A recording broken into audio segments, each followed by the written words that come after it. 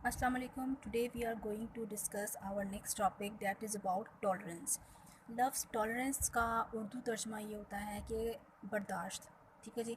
किसी भी चीज़ के ख़िलाफ़ अगर बॉडी में बर्दाश्त डेवलप हो जाए उसको आप कहते हैं टॉलरेंस। माइक्रोबायोलॉजी की ज़बान में टॉलरेंस क्या होता है? टॉलरेंस ये होता है कि जब आप किसी भी पेशेंट को कोई भी मेडिसिन, कोई भी सिंगल मेडिसिन एक लंबे अरसे के लिए देते हैं और मुसलसल देते हैं। मुसलसल से मुराद है कि डेली बेसिस पे आप किसी पेशेंट को कोई दवाई दे रहे हैं और काफ़ी लंबे अरसे के लिए दे रहे हैं, 1 साल के लिए, 2 साल के लिए आप उसको इस्तेमाल करने का कह रहे हैं। तो एक वक्त ऐसा आता है कि उस पेशेंट की बॉडी जो है वो उस डोज़ के लिए या उस दवाई के लिए रिस्पॉन्स शो नहीं करती। इसको सिंपली मैं आपको ऐसे समझा सकती हूँ कि सपोज़ करें कोई पेशेंट है, वो डिप्रेशन का मरीज़ है। डिप्रेशन का पेशेंट है तो डॉक्टर ने उसको सजेस्ट किया है कि आपने डेली सोने से पहले जो है वो एक टैबलेट खा लेनी है। फॉर एग्ज़ाम्पल वो टैबलेट 50 mg की है। तो अब उस पर्सन ने जब सोना होता है तो सोने से पहले वो डेली 50 mg की एक टैबलेट खाता है। 1 साल तक वो 50 mg की टैबलेट खाता है, उसको खाने के बाद नींद आ जाती है, उसको कोई इशू नहीं होता। लेकिन 1 साल बाद या 1.5 साल बाद 50 mg की टैबलेट खाने से उस पेशेंट को सुकून नहीं आता, उसको प्रॉपर नींद भी नहीं आती, उसको डिप्रेशन रहता है।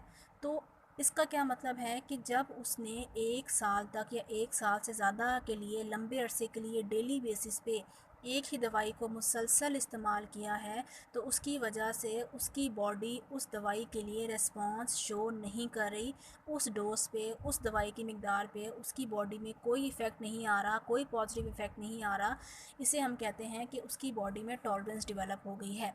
फिर डॉक्टर क्या करते हैं? डॉक्टर उसकी डोज़ बढ़ा देते हैं। डोज़ बढ़ाने का क्या मतलब है कि जहाँ वो 50 mg खा रहा था, अब उसको कहा जाएगा कि आप 1.5 दवाई खाएं, यानी 50 mg ये खाएं और 25 mg और खाएं, यानी आधी टैबलेट और खा लें। फिर जब वो आधी 1.5 टैबलेट खाना शुरू हो जाएगा तो 1 से 1.5 साल के बाद उसकी बॉडी में आधी 1.5 टैबलेट के लिए भी रेजिस्टेंस शो होगी, यानी 1.5 टैबलेट से भी उसको सुकून नहीं आएगा। तो इसका मतलब है कि 1.5 टैबलेट के लिए भी उसकी बॉडी में टॉलरेंस डेवलप हो गई। इसको हम कहते हैं टॉलरेंस यानी बर्दाश्त। कब डेवलप होती है? दो चीज़ें हैं, जब आप दवाई को मुसलसल इस्तेमाल करें और लंबे अरसे के लिए इस्तेमाल करें, तो आपकी बॉडी उस दवाई की आदी हो जाती है और उस डोज पे आपको किसी किस्म का कोई थेराप्यूटिक इफ़ेक्ट शो नहीं होता। इस चीज़ को आप कहते हैं टॉलरेंस। इसको आप डेफिनेशन की फॉर्म में कैसे लिख सकते हैं कि tolerance is an acquired resistance. Resistance mean मज़ाहमत। Is an acquired resistance. Acquired का मतलब है कि आपने वक्त के साथ साथ ये मज़ाहमत अपनी बॉडी के अंदर ख़ुद पैदा की है जब आप एक लंबे अरसे के लिए दवाई इस्तेमाल कर रहे हैं। Tolerance is an acquired resistance to foreign particle और drugs which develop on its repeated administration for a long period. जब आप रिपीटेड एडमिनिस्ट्रेशन का क्या मतलब होता है? बॉडी के अंदर दाखिल करना। जब आप रिपीटेडली मुसलसल तौर पर कोई दवाई डेली बेसिस के ऊपर खा रहे हैं और एक लंबे पीरियड के लिए खा रहे हैं, तो मुसलसल खाने के बाद और लंबे पीरियड इस्तेमाल करने के बाद आपकी बॉडी उस दवाई के लिए मज़ाहमत शो करती है, बर्दाश्त शो करती है और आपको उस दवाई से किसी किस्म का कोई केमिकल फ़ायदा या थेराप्यूटिक फ़ायदा नहीं होता। उस चीज़ को आप कहते हैं टॉलरेंस। इसकी डेफिनेशन वही है जो आपकी बुक के अंदर लिखी हुई है, which is it is an acquired resistance. इसको अगर आप लिखना चाहते हैं, then it is an acquired resistance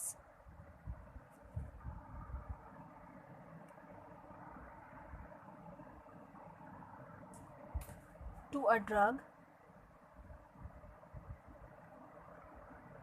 which develop, जो कि कब डेवलप होती है? ये डेवलप होती है on repeated administration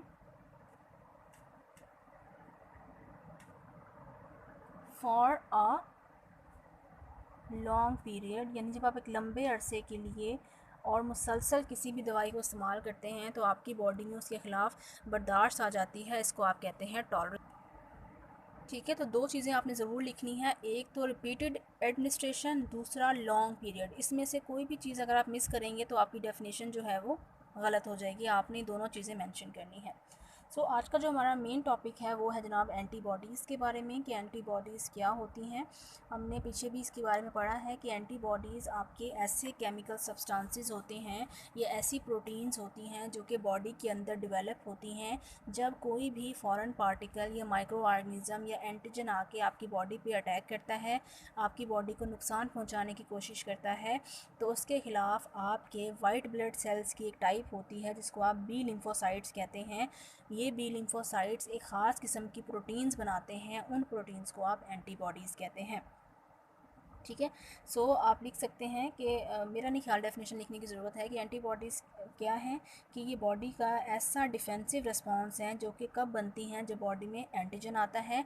antibodies formed by किसके ज़रिए से बनती हैं, बी लिम्फोसाइट्स। और बी लिम्फोसाइट्स क्या होते हैं, ये वाइट ब्लड सेल्स की एक टाइप है। ठीक है।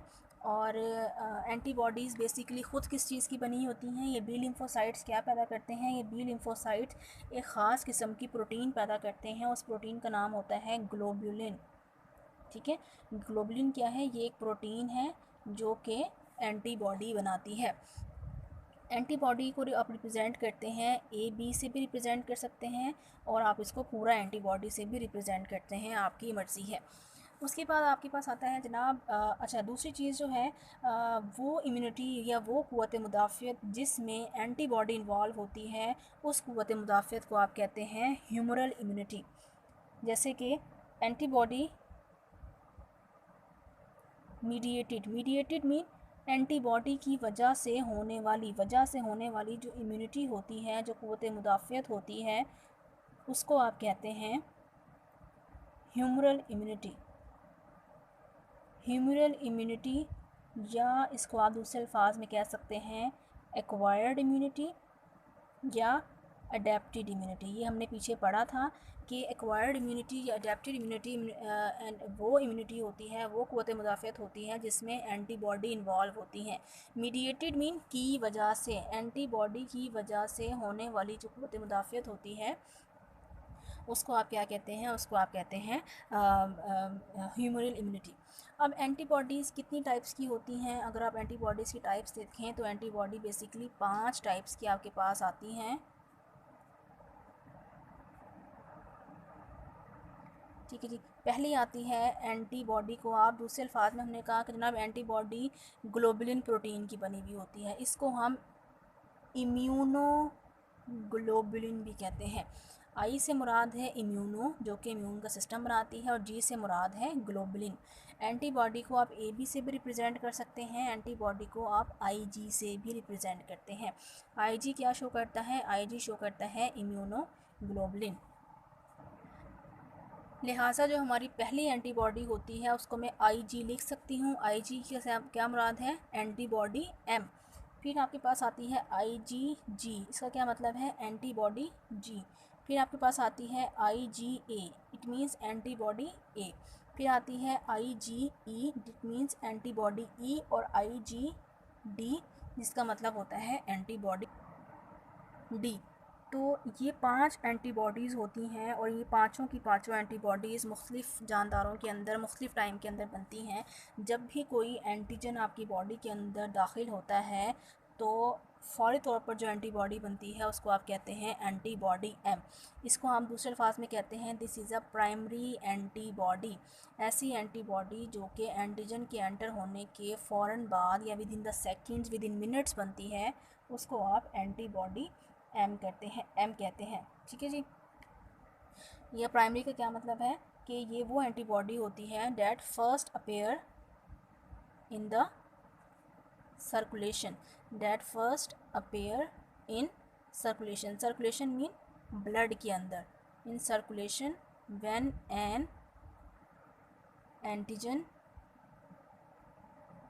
Enters in body. जब कोई एंटीजन बॉडी के अंदर एंटर होता है तो जो पहली आपकी एंटीबॉडी बनती है उसका नाम आपके पास होता है आईजीएम और इसको आप प्राइमरी एंटीबॉडी कहते हैं। सेकंड जो आपकी एंटीबॉडी है उसको आप कहते हैं आईजीजी। एंटीबॉडी एम बनने के तकरीबन 24 से 48 घंटे के लिए आपकी बॉडी के अंदर रहती है। 24 से 48 घंटे के बाद एंटीबॉडी एम ख़त्म हो जाती है और उसकी जगह एक दूसरी प्रोटीन आ जाती है जिसको आप कहते हैं एंटीबॉडी जी। ठीक है, और सारी की सारी किसकी बनी हुई हैं? ग्लोबुलिन प्रोटीन की। प्रोटीन मुख्तलिफ होती हैं आपकी बॉडी में, फाइब्रिनोजिन होती हैं, थ्रोम्बिन होती हैं, एल्बुमिन होती हैं, ग्लोबुलिन बनी होती हैं। तो सबसे इंपॉर्टेंट प्रोटीन सारी की सारी एंटीबॉडी सिर्फ एक प्रोटीन की बनी हुई होती हैं और उस प्रोटीन का नाम होता है इम्यूनोग्लोबुलिन। एंटीबॉडी जी जो है वो अपेयर होती है after 24 to 48 hours of infection. जब इन्फेक्शन होता है तो उसके 24 से 48 घंटे बाद एंटीबॉडी जी जो है वो अपेयर होती है और उससे पहले कौन सी होती है? एंटीबॉडी एम होती है। फिर आपके पास आ जाती है जनाब एंटीबॉडी ए क्या होती है? एंटीबॉडी ए जो है ये दो टाइप्स की होती हैं। इसको आप कहते हैं सिंपली सीरम इम्यूनोग्लोबुलिन ए और दूसरी को आप कहते हैं secretory immunoglobulin A. Serum immunoglobulin A वो होती है जो कि सीरम के अंदर बनती है। सीरम का मैंने आपको बताया है क्या होता है लास्ट लेक्चर में, found in the serum. Serum वो होता है कि अगर आप सीरम क्या होता है कि अगर आप प्लाज्मा में से क्लॉटिंग फैक्टर्स को रिमूव कर दें तो आपके पास क्या बनता है? सीरम। जिसको ये चीज़ समझ नहीं आई वो जाके प्रीवियस लेक्चर अटेंड करे ताकि सीरम और प्लाज्मा में क्या डिफरेंस है मैंने प्रॉपर एक लेक्चर में इसको समझाया हुआ है। यहाँ पे मैं बस सिर्फ इतना आपको गाइड कर सकती हूँ। सीरम इम्यूनोग्लोबुलिन ए जो है वो आपके सीरम के अंदर मौजूद होती है जिसकी वजह से एंटी सीरम्स बनते हैं और एंटीविनोम बनते हैं, एंटीटॉक्सिन्स बनते हैं जो कि आप किसी भी जानदार की बॉडी के अंदर एंटर करके उसको जरासीम से, बीमारियों से बचा सकते हैं। सिक्रीटरी इम्यूनोग्लोबुलिन क्या होती हैं? ये बॉडी प्रेजेंट होती हैं बॉडी की सिक्रीशंस के अंदर, प्रेजेंट इन बॉडी सिक्रीशंस। कौन सी बॉडी की सिक्रीशंस हैं? सिक्रीशंस भी रतूबतें। कौन कौन सी बॉडी की सिक्रीशंस हैं? हमें पता है कि बॉडी के अंदर टीयर्स होते हैं, आंसुओं के अंदर ये मौजूद होती हैं, सलाइवा थूक के अंदर मौजूद होती हैं। ठीक है जी। इसके अलावा कोलोस्ट्रम। कोलोस्ट्रम क्या होता है? फर्स्ट मिल्क ऑफ मदर्स, यानी मदर की बॉडी से जो पहली दफ़ा जो मिल्क रिलीज़ होता है उसको आप कहते हैं कोलोस्ट्रम और उसके अंदर सिक्रीटरी इम्यूनोग्लोबुलिन ए होती है। इसको हमने लास्ट लेक्चर में भी पढ़ा था कि बच्चे को माँ का पहला दूध जो है वो पिलाना बहुत ज़्यादा ज़रूरी होता है ताकि उसकी बॉडी में ये वाली एंटीबॉडी एंटर हो सके और उसको पैसिव नेचुरल एक्वायर्ड इम्यूनिटी हासिल हो सके। फिर आपके पास आ जाता है कि जनाब इम्यूनोग्लोबुलिन ई क्या होती है? ये मोस्टली इन्वॉल्व होती हैं in allergic reaction, mostly involve in allergic reaction. जब एलर्जिक रिएक्शंस होते हैं, हाइपर सेंसिटिविटी होती है तो इसमें इनका रोल ज़्यादा होता है। जबकि इम्यूनोग्लोबुलिन डी जो है इनका रोल अभी तक अनक्लियर है, कोई स्पेसिफिक रोल इसका नहीं पता। मोस्टली आपकी ये 4 एंटीबॉडीज़ बॉडी के अंदर इन्वॉल्व होती हैं मुख्तलिफ़ किस्म के केमिकल रिएक्शंस को पैदा करने में। उसके बाद आपके पास नेक्स्ट एक थोड़ा सा टॉपिक आता है, that is monoclonal antibodies. Monoclonal antibodies क्या होती हैं? ये ऐसी एंटीबॉडीज़ होती हैं जो कि प्रोड्यूस्ड होती हैं हाइब्रिडाइजेशन के ज़रिए से, यानी antibodies which are produced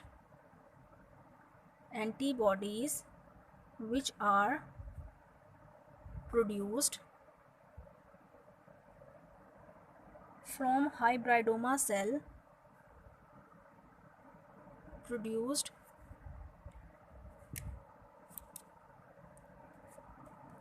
from hybridoma cells, उनको आप कहते हैं मोनोक्लोनल एंटीबॉडीज़। अब लफ्ज़ हाइब्रिडोमा क्या होता है? हाइब्रिड का मतलब होता है कि कोई से दो सेल्स को आपस में कंबाइन करके एक नया सेल बनाना जिसकी कोई ख़ास प्रॉपर्टीज़ होती हों। यानी हाइब्रिडोमा क्या होता है कि दो सेल्स का कंबाइन होके एक सेल बना देना, यानी दो सेल्स हैं, इन दो सेल नंबर 1 सेल नंबर 2 इनको कंबाइन करके कोई एक ऐसा सेल बना दें जिसकी अंदर इफ़ेक्टिवनेस बहुत ज़्यादा हो, इस तरह के सेल को आप हाइब्रिडोमा सेल कहते हैं और ये काम लैब के अंदर किया जाता है। सो मोनोक्लोनल एंटीबॉडीज़ आपकी ऐसी एंटीबॉडीज़ हैं जो कि लैब के अंदर प्रिपेयर की जाती हैं।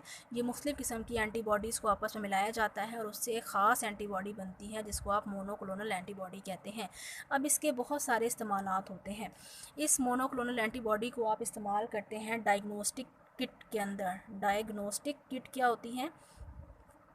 डायग्नोस का मतलब होता है तशख़ीस करना। किट मीन ऐसी किट जिसके ज़रिए से आप मुख्तलिफ़ बीमारियों की तशख़ीस कर सकते हैं। यानी जब आप लैब में टेस्ट करवाने जाते हैं तो आपके बहुत सारे टेस्ट ऐसे होते हैं, जैसे कि हमने लास्ट टाइम में फार्माकोग्नोसी में टेस्ट पढ़े थे, एलाइज़ा और रिया। ये ऐसे आपके टेस्ट थे जो कि एंटीबॉडी बेस्ड टेस्ट थे। तो उसके अंदर जो एंटीबॉडीज़ इस्तेमाल की जाती हैं वो मोनोक्लोनल एंटीबॉडीज़ होती हैं, वो लैब के अंदर जो हैं वो बनाई जाती हैं। सो इनको आप डायग्नोस्टिक किट के अंदर इस्तेमाल कर सकते हैं मुख्तलिफ़ ऑर्गेनिज़म को डिटेक्ट करने के लिए। सेकंड, इसका यूज़ क्या है कि आप इसको इस्तेमाल कर सकते हैं एंटी सीरम थेरेपी के अंदर। यानी एंटी सीरम थेरेपी क्या होती है कि इन एंटीबॉडीज़ को हमने लास्ट लेक्चर में पढ़ा था कि बहुत सारे पेशेंट्स ऐसे होते हैं जो कि बीमारी से सेहतयाब हो जाते हैं तो उनकी बॉडी के अंदर एंटीबॉडीज़ मौजूद होती हैं। उनकी बॉडी से एंटीबॉडीज़ निकाल कर किसी दूसरे पेशेंट की बॉडी में आप डाल सकते हैं ताकि वो पेशेंट बीमारी से बच सके। उस चीज़ को आप कहते हैं एंटी सीरम।